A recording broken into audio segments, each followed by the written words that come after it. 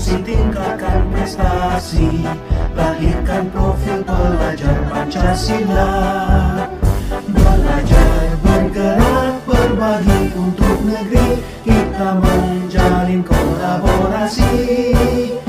Belajar, bergerak, berbagi untuk negeri, demi bakti pada Ibu Pertiwi.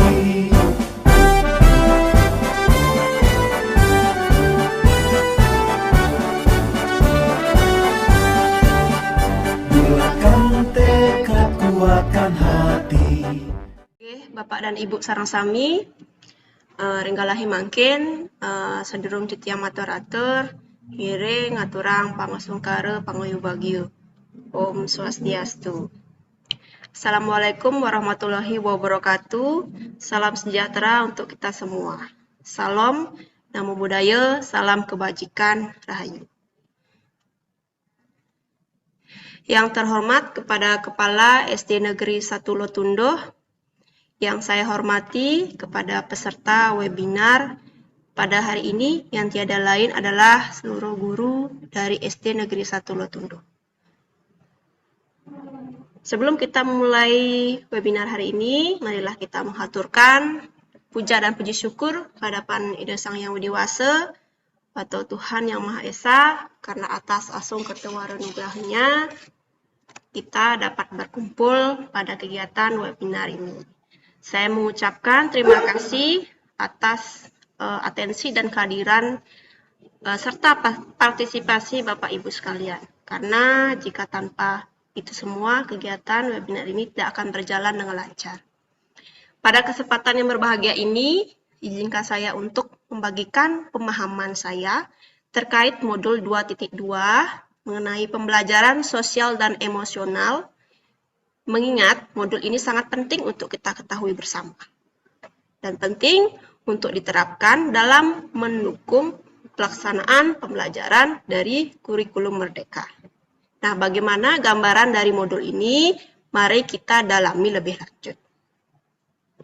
Di dalam implementasi pembelajaran di kelas, tentu guru harus mempersiapkan murid yang diampunya baik secara fisik maupun secara psikis agar mampu mengikuti proses pembelajaran yang baik.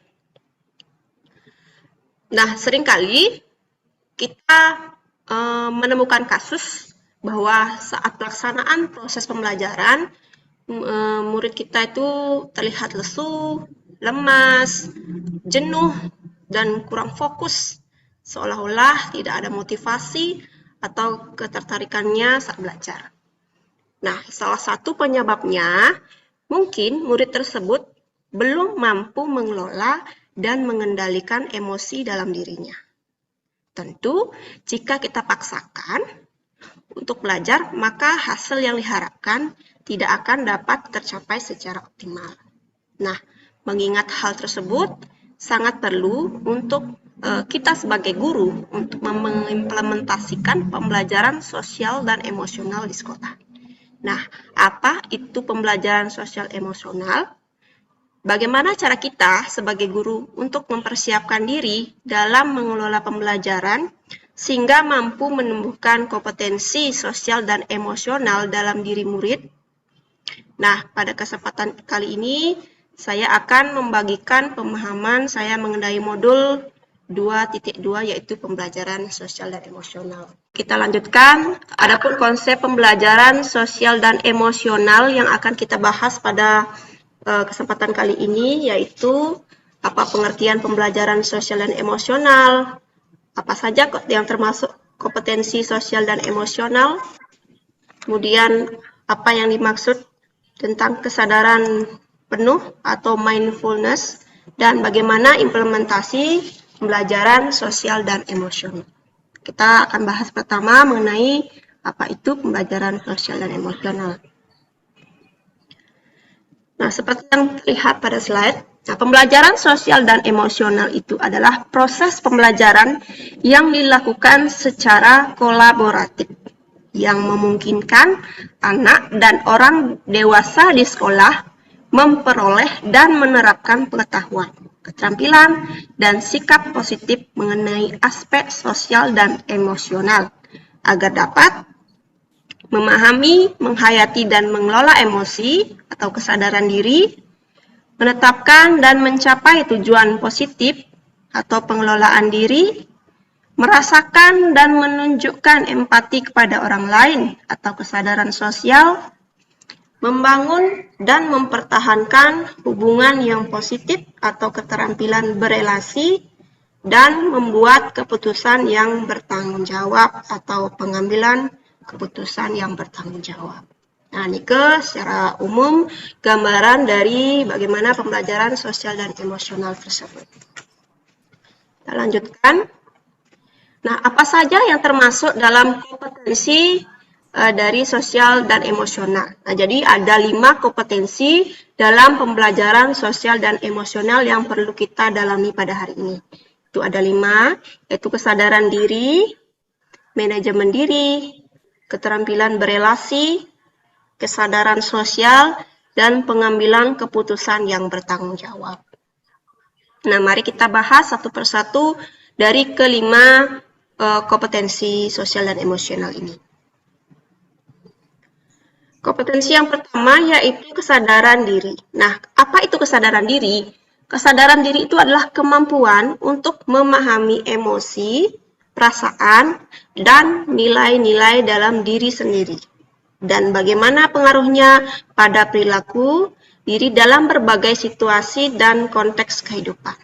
Nah, adapun contoh-contoh bahwa seseorang mampu menunjukkan atau memiliki kesadaran diri, yaitu dapat Bapak dan Ibu lihat pada slide. Contoh-contohnya terdiri dari mengidentifikasi kekuatan atau aset diri dan budaya, mengidentifikasi emosi dalam diri, menunjukkan integritas dan kejujuran, kemudian dapat menghubungkan perasaan, pikiran, dan nilai-nilai, menguji dan mempertimbangkan prasangka, memiliki pola pikir bertumbuh, dan mengembangkan minat dan menetapkan arah dari tujuan hidup.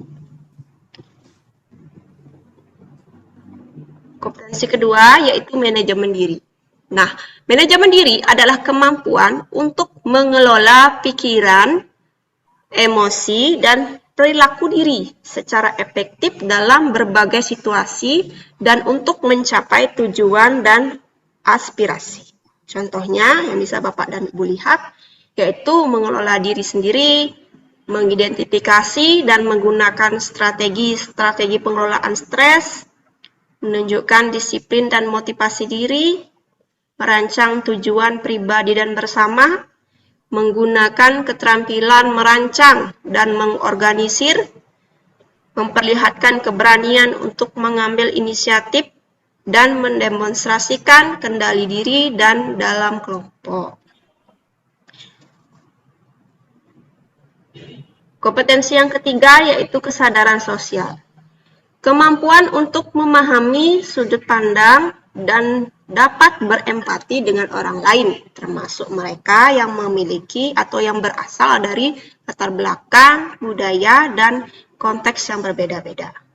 Adapun contoh seseorang yang memiliki kesadaran sosial yaitu dia mampu mempertimbangkan pandangan atau pemikiran orang lain, mengakui kemampuan atau kekuatan orang lain, mendemonstrasikan empati dan rasa ulas asih, menunjukkan kepedulian atas perasaan orang lain, memahami dan mengekspresikan rasa syukur, serta mampu mengidentifikasi ragam norma sosial, termasuk dengan norma-norma yang menunjukkan ketidakadilan.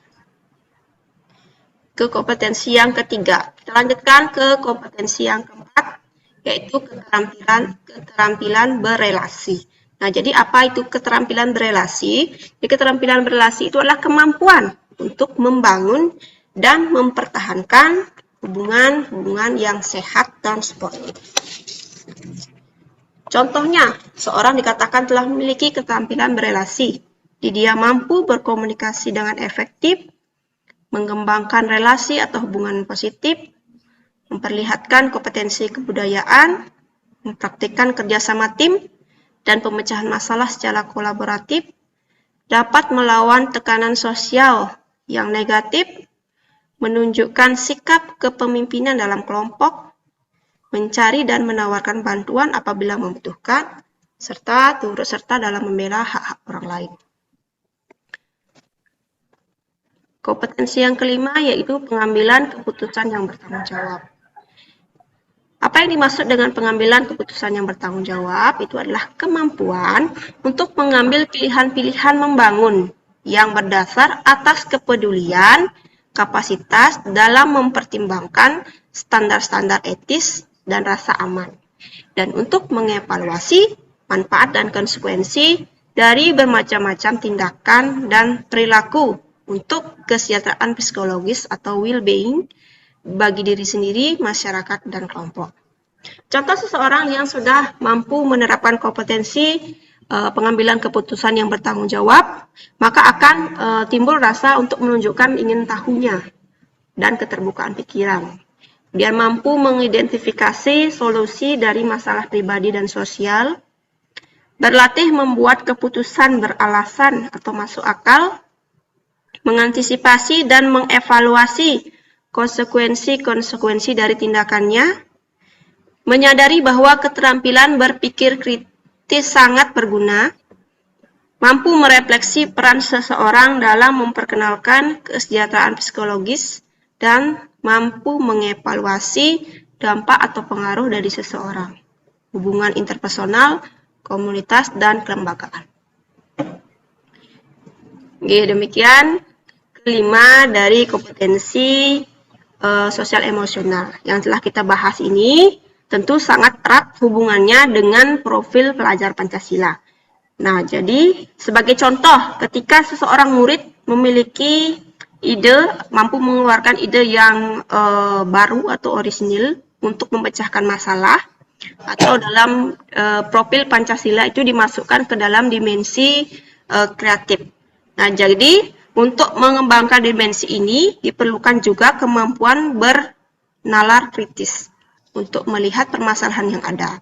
Dalam situasi tersebut, murid tersebut telah menerapkan kesadaran diri dan manajemen diri.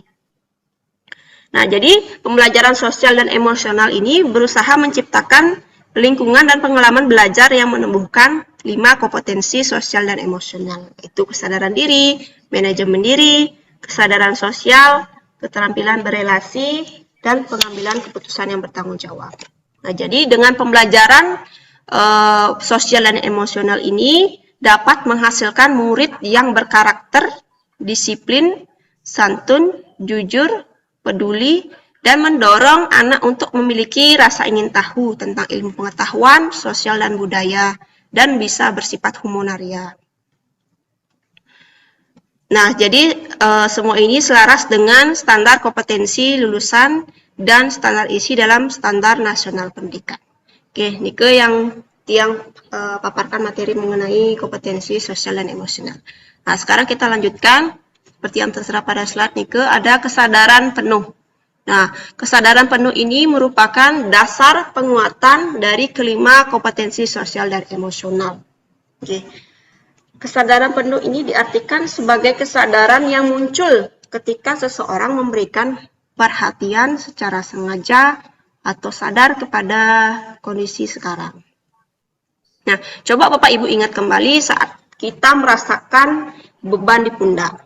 Mungkin karena tugas yang menumpuk atau sulitnya berkomunikasi dengan rekan kerja kita, atau mungkin murid yang mengabaikan kesepakatan yang telah kita buat. Nah, kondisi yang demikian dapat memicu munculnya emosi yang tidak nyaman, seperti frustasi, marah, khawatir, dan berbagai macam emosi lainnya yang mungkin tidak dapat kita identifikasi. Nah, emosi-emosi yang tidak nyaman ini dapat mempengaruhi diri kita secara sadar dan tidak sadar. Nah, penting bagi kita untuk mengambil jeda dan menyadari emosi yang tidak nyaman agar tidak membelenggu dan dalam memandang atau merespon orang lain, baik dalam sebuah interaksi, pekerjaan, hingga pada keputusan yang diambil. Nah, salah satunya dengan melakukan praktik kesadaran penuh. Nah, jadi praktik kesadaran penuh ini dapat membantu Bapak Ibu untuk menyikapi, memproses, dan memproses permasalahan yang dihadapi untuk fokus pada situasi saat ini, bukan pada kekhawatiran yang akan terjadi di masa mendatang ataupun penyesalan yang akan di masa yang telah berlalu. Nah, pada prakteknya, praktek ini adalah bersifat sederhana dan mendasar. Jadi praktek ini adalah dengan melatih dan menyadari nafas. Nah, salah satu teknik menyadari dan melatih nafas itu adalah teknik yang bernama teknik stop. Nah, teknik stop ini terdiri dari 4 tahapan, yaitu stop atau berhenti sejenak, take a breath, ambil napas dalam, observe, amati sensasi pada tubuh, perasaan, pikiran dan lingkungan, dan proses. Selesai dan lanjutkan. Jadi, teknik ini dapat membantu Bapak Ibu untuk meredakan ketegangan atau stres yang dirasakan sewaktu-waktu, sehingga mampu mengembalikan fokus dalam kerjaan. Kita akan coba lihat video dari teknik stop. Tangan pada paha, lemaskan jari-jari tangan. Rasakan tubuh bertumpu pada lantai atau tempat duduk Anda. Istirahatkanlah. Rasakan lantai Anda berpijak. Rasakan tempat duduk Anda. Silakan pejamkan mata atau arahkan pandangan ke depan. Rilekskan kelopak mata. Tarik napas dalam. Sadari napas masuk. Sadari napas keluar. Rasakan udara segar yang masuk melalui lubang hidung. Rasakan udara hangat yang keluar dari lubang hidung. Lakukan sebanyak 2 kali.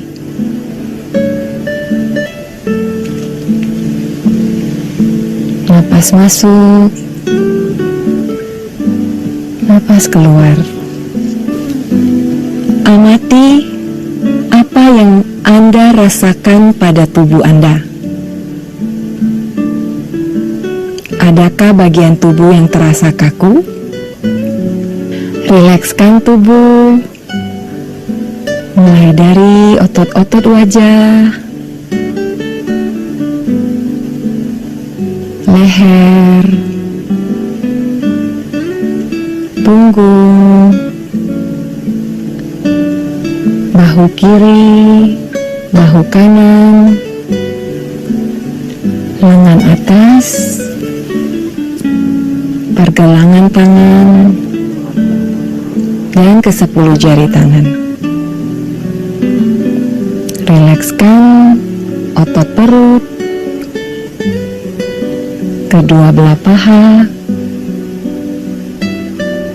lutut, dan betis, hingga ke seluruh jari-jari kaki. Amati apa yang Anda rasakan saat perut mengembang sebelum membuang napas.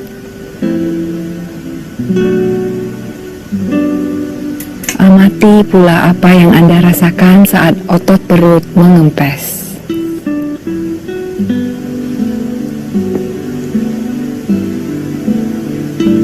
Apa yang Anda pikirkan saat ini? Jika pikiran Anda mengembara pada hal lain atau terasa ngantuk, perlahan kembalikan pikiran Anda pada napas Anda. Amati napas yang terasa lebih pelan dan dalam.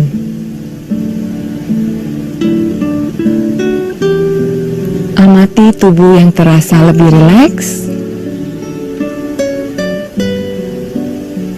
Amati pikiran yang terasa lebih fokus. Amati pilihan-pilihan tindakan yang dirasa paling tepat untuk Anda lakukan saat ini. Latihan selesai. Silakan Lanjutkan kembali aktivitas Anda dengan perasaan yang lebih tenang, pikiran yang lebih jernih, dan sikap yang lebih positif.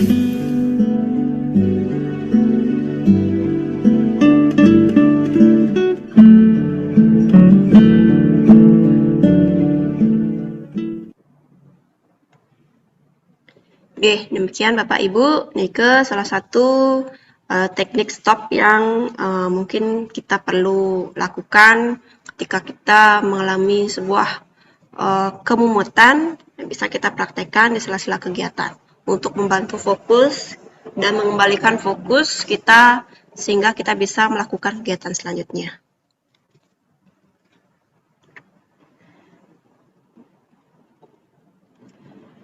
Ini contoh implementasi stop yang telah Tiang laksanakan pada pembelajaran. Anak-anak coba duduk dengan sikap sempurna.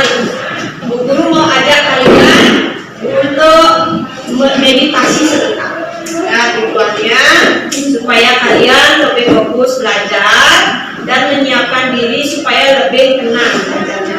Di badan, kepala, tulang leher dan punggung tegak. Tangannya berada di atas paha. Posisinya seperti ini. Berada di atas paha. Ya, silakan tutup mata. Ikuti instruksi guru. Tarik nafas. Tahan. Keluarkan. Demikian teknik stop yang telah Tiang terapkan di kelas Tiang Ampuh. Sekarang kita lanjutkan ke integrasi atau implementasi pembelajaran sosial dan emosional. Jadi terdapat 4 elemen yang perlu kita ketahui bersama, yaitu pengajaran eksplisit, penciptaan iklim kelas dan budaya sekolah, integrasi dalam praktik mengajar, guru dan kurikulum akademik, serta penguatan KSE, pendidik dan tenaga pendidikan di sekolah. Nah, mari kita bahas satu persatu dari keempat implementasi ini. Nah, pengajaran eksplisit. Nah, jadi implementasi PSE dalam pengajaran eksplisit itu memastikan murid memiliki kesempatan yang konsisten untuk menumbuhkan dan melatih serta berefleksi tentang kompetensi sosial dan emosional dengan cara yang sesuai dan terbuka dengan keragaman budaya. Pengajaran eksplisit KSE dapat dilaksanakan dalam bentuk kegiatan kokurikuler dan ekstrakurikuler. Pendidik dapat menggunakan berbagai proyek, acara atau kegiatan sekolah yang bersifat rutin untuk mengajarkan kompetensi sosial dan emosional secara eksplisit. Nah, contoh implementasi PSE dalam pengajaran eksplisit itu ada yang contohkan dari 2 kegiatan, itu kegiatan yoga dan kegiatan mencari teman. Yaitu kegiatan yoga seperti yang kita tahu, kegiatan yoga bertujuan untuk mengurangi stres dan manfaat yoga itu adalah membuat tubuh menjadi lebih bugar, memperbaiki postur tubuh serta menambah kekuatan tubuh, jangkauan gerak dan kelenturan tubuh. Jadi yoga ini sangat cocok diimplementasikan dalam kegiatan ekstrakurikuler karena mampu mengembangkan kompetensi dari sosial emosional, yaitu kesadaran diri dan manajemen diri. Nah, kegiatan mencari teman.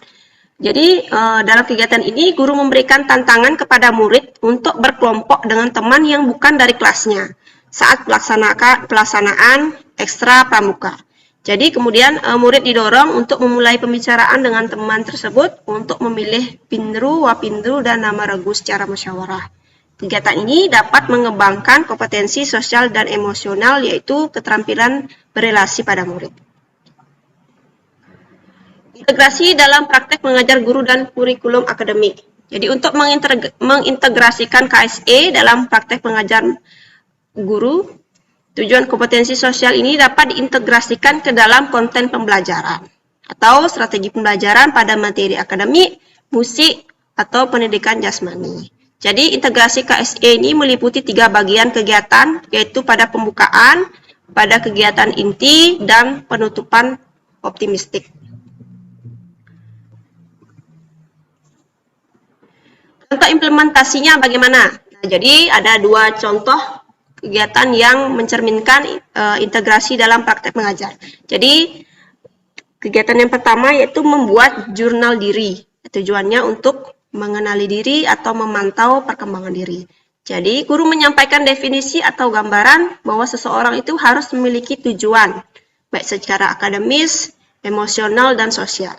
Selanjutnya, guru meminta murid untuk menetapkan sebuah tujuan dari ketiga aspek tersebut. Tujuan secara akademis misalnya, pencapaian dalam belajar, seperti mendapat nilai yang bagus. Dan tujuan secara emosional, contohnya mampu mengontrol emosi, berpikir secara positif. Sedangkan tujuan secara sosial itu kemampuan berkomunikasi secara efektif dan berkolaborasi dalam kelompok.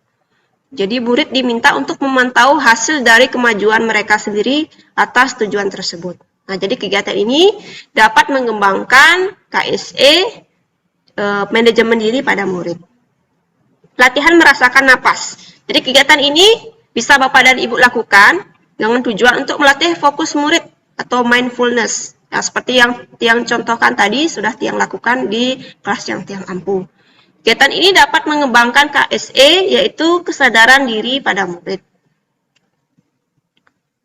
Penciptaan iklim kelas dan budaya sekolah. Nah, salah satu upaya mengubah lingkungan sekolah, yaitu dengan melakukan praktik baik bagi guru dan gaya interaksi dengan murid.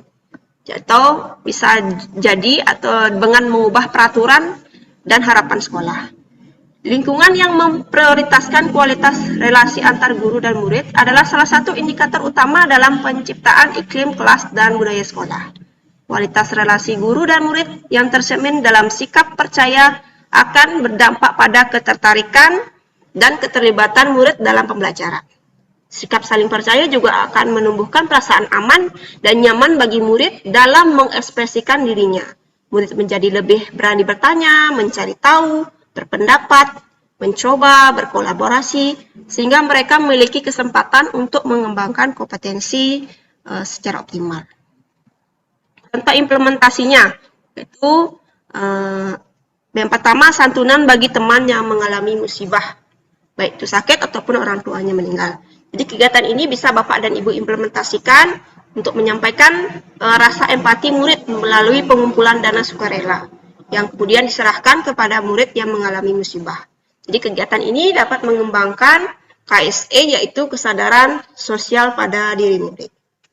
Kemudian menentukan tema dekorasi kelas. Jadi guru dapat mengajak murid untuk mengamati dekorasi kelasnya, kemudian menentukan tema yang cocok.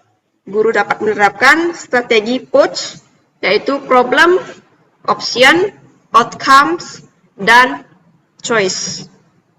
Adapun dari keempat strategi ini, bisa Bapak dan Ibu lihat, dari problem berawal dari kenyataan bahwa dekorasi kelasnya sudah usang, sehingga perlu diganti. Kemudian dari option, murid memberikan alternatif pilihan atas tema dekorasi yang cocok untuk kelasnya.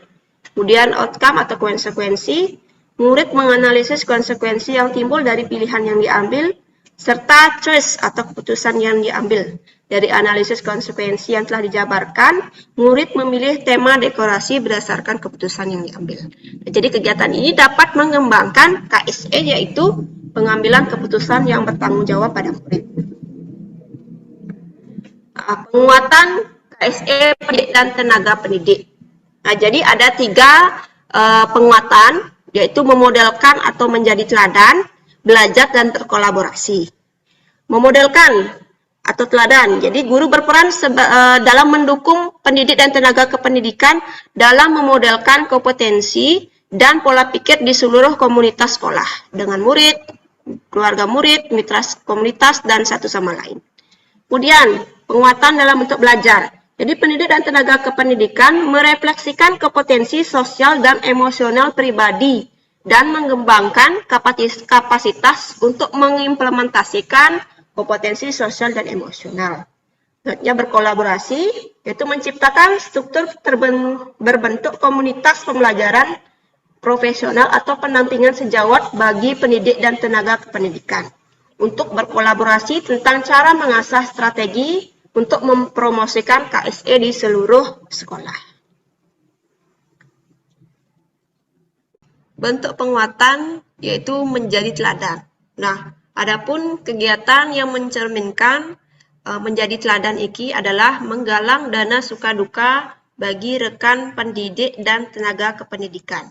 Nah, jadi kegiatan ini mampu mengembangkan kelima KSE, yaitu meliputi kesadaran diri, manajemen diri, kesadaran sosial, keterampilan berelasi, dan pengambilan keputusan yang bertanggung jawab. Nah, adapun indikator atau sikap yang tergambar dari kelima kompetensi ini yaitu dari kesadaran dirinya mampu memupuk kepercayaan diri.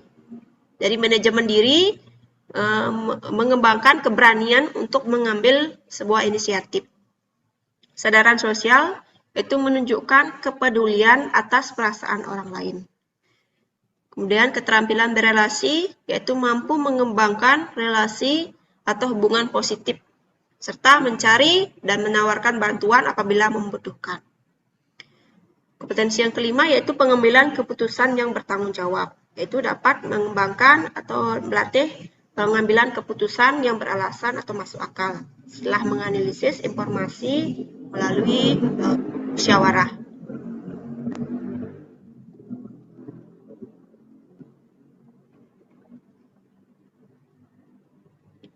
Nah, bagaimanakah deskripsi dari bentuk penguatan kegiatan ini? Yaitu kegiatan penggalangan dana suka duka untuk rekan sejawat itu sangat perlu kita kembangkan bersama. Karena kegiatan ini merupakan salah satu bentuk kepedulian kita kepada rekan yang mengalami peristiwa baik suka maupun duka. Kegiatan ini juga bertujuan untuk mengembangkan relasi atau hubungan positif antar sesama. Ya, kalau tiang tinjau niki kegiatan ini mungkin sudah terjadi nggih, sudah kita kembangkan secara bersama. Jadi setiap ada peristiwa suka duka, jadi kita mengimbangkan uang untuk sebagai salah satu bentuk kepedulian kita kepada rekan yang mengalami peristiwa tersebut. Nah, ini adalah salah satu contoh dari penguatan dari kompetensi sosial dan emosional.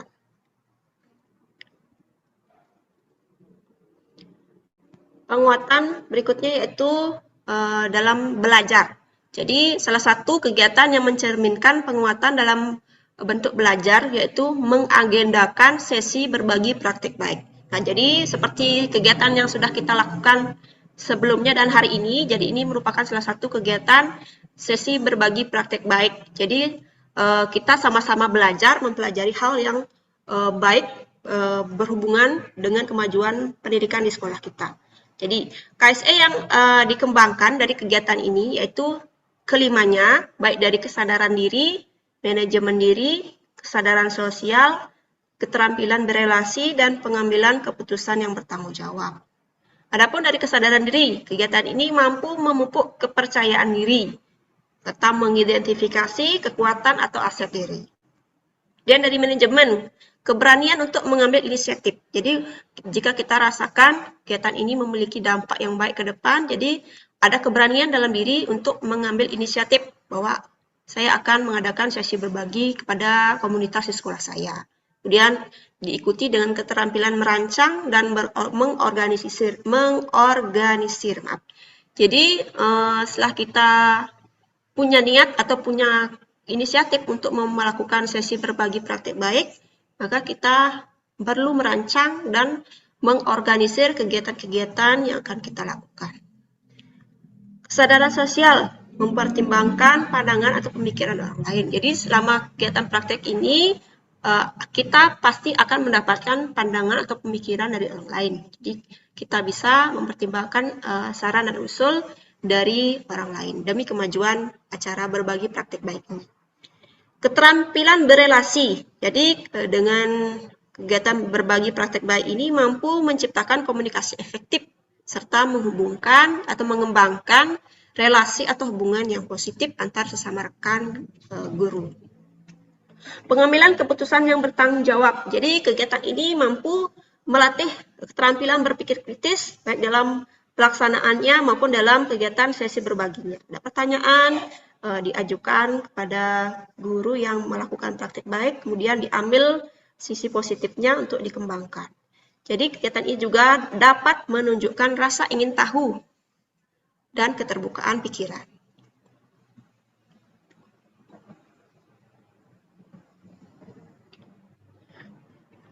Karena praktik baik yang telah dilakukan oleh seseorang berdampak positif pada murid, maka praktik baik ini perlu kita bagikan pada rekan sejawat dalam komunitas sekolah. Oke, misalnya nanti Bapak Ibu ikut iklat pengembangan diri yang Ibu rasa setelah Ibu terapkan di kelas memiliki dampak yang sangat luar biasa terhadap kemampuan peserta didik, maka perlu sekali Bapak dan Ibu untuk mengimbaskannya melalui seksi berbagi praktik baik.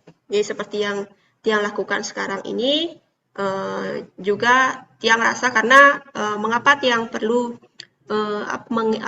mengimbaskan dari pelajaran modul ini, karena Tiang rasa modul ini perlu diketahui bersama demi kemajuan pendidikan di sekolah kita. Dengan harapan sesi berbagi praktik baik ini akan membawa perubahan positif terhadap kemajuan pendidikan yang ada di sekolah ke depan.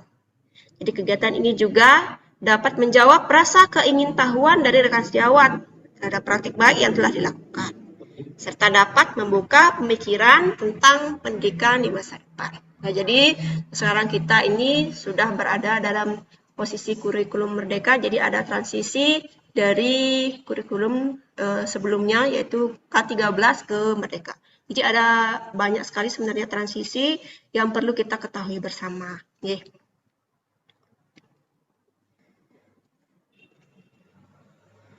Selanjutnya bentuk penguatan yang ketiga yaitu berkolaborasi. Jadi kegiatan yang Tiang angkat di sini adalah salah satu penguatannya berkolaborasi dalam membuat komunitas praktisi. Nah, jadi kita boleh untuk membuat sebuah komunitas praktisi di lingkungan sekolah kita. Misalnya di guru kelas 1 sampai 6 ingin membuat sebuah komunitas yaitu komunitas literasi. Nah, jadi anggotanya ini adalah guru kelas dari kelas 1 sampai kelas 6 ya misalnya. Tapi tidak menutup kemungkinan juga komunitasnya itu juga bisa dilibatkan itu guru mapel. Jika beliau mau bergabung di dalamnya sangat bagus sekali. Jadi sebuah komunitas yang dibentuk ini mempunyai sebuah kebijakan. Jadi sebuah kebijakan serta program yang akan dicanangkan untuk ke depan. Misalnya komunitas literasi ingin membuat pojok baca. Nah, jadi setiap kelas dibuatkanlah sudut baca di setiap kelasnya. Nah, ini ada salah satu contoh komunitas literasi dan komunitas-komunitas yang lainnya yang sejalan dengan profesi kita sebagai guru. Nah, komunitas praktisi ini pembentukannya itu mencerminkan pengembangan dari kelima KSE, yakni kesadaran diri, manajemen diri, kesadaran sosial, keterampilan berelasi, dan pengambilan keputusan yang bertanggung jawab. Kesadaran diri, jadi kegiatan berkolaborasi dalam membuat komunitas praktisi ini dapat menghubungkan perasaan. Jadi perasaan dari beberapa anggotanya, pemikiran, dan nilai-nilai yang telah diyakini menjadi suatu keyakinan. Manajemen diri, kegiatan ini dapat mendemonstrasikan kendali diri dalam kelompok. Kesadaran sosial, mempertimbangkan pandangan atau pemikiran orang lain. Jadi jika terdapat pemikiran dari orang lain, kita pertimbangkan demi kemajuan komunitas kita. Keterampilan berelasi, itu mempraktikkan kerjasama tim dan pemecahan masalah secara kolaboratif. Jadi kegiatan ini tentu tidak bisa lepas dari kerjasama tim, sehingga dapat memecahkan masalah secara bersama-sama. Kemudian pengambilan keputusan yang bertanggung jawab. Jadi kegiatan ini mampu memberikan solusi atas permasalahan-permasalahan yang terjadi. Misalnya dalam suatu komunitas ditemukan berbagai macam permasalahan. Jadi dengan adanya komunitas ini, guru bisa saling bertukar pikiran, kemudian mempelajari solusi-solusi dari permasalahan tersebut melalui diskusi secara aktif.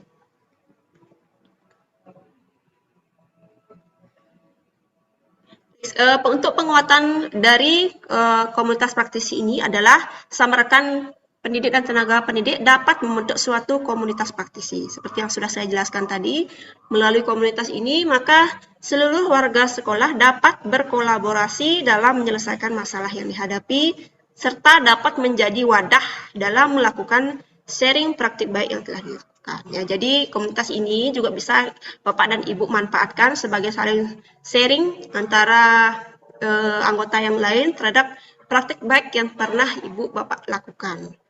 Kita sharing sehingga di dalam satu komunitas itu dapat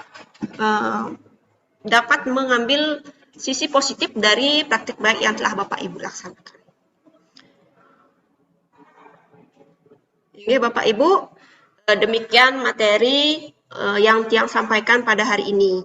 Semoga materi yang Tiang sampaikan walaupun sedikit cepat penyampaiannya, semoga memberikan pengetahuan baru bagi Bapak dan Ibu dan bisa Bapak Ibu implementasikan dalam pembelajaran di kelas maupun di sekolah. Nah, jadi untuk dapat mengetahui kebermaknaan dari kegiatan ini, Tiang minta Bapak dan Ibu untuk menuliskan refleksi diri.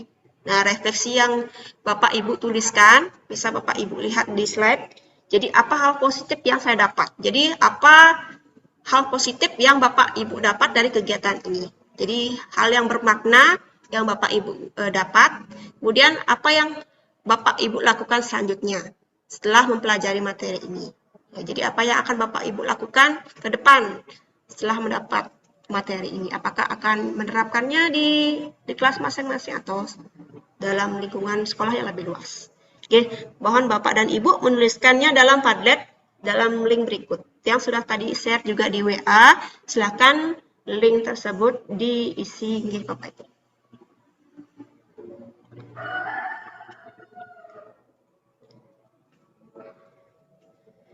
Ini Bapak dan Ibu sekalian, yang ucapkan terima kasih atas partisipasi Bapak dan Ibu telah mengikuti webinar singkat pada hari ini. Nah, semoga webinar tentang pembelajaran sosial dan emosional ini bisa bermanfaat bagi peningkatan kompetensi sosial dan emosional Bapak dan Ibu sekalian. Kemudian, selain itu, Tiang juga mohon maaf jika dalam penyampaian Tiang terdapat kata-kata yang tidak berkenan. Oke, kegiatan hari ini Tiang cukupkan sampai di sini. Tiang tutup dengan Parama Santi. Om Santi Santi Santi Om. Wassalamualaikum warahmatullahi wabarakatuh. Salam sejahtera untuk kita semua. Salam Namo Buddhaya. Salam kebajikan. Negeri ini memanggilmu kawan, belajar bergerak berbagi untuk negeri. Guru penggerak majukan pendidikan, guru penggerak menghamba pada murid, kreatif rancang pembelajaran, hargai potensi tingkatkan prestasi, lahirkan profil pelajar Pancasila.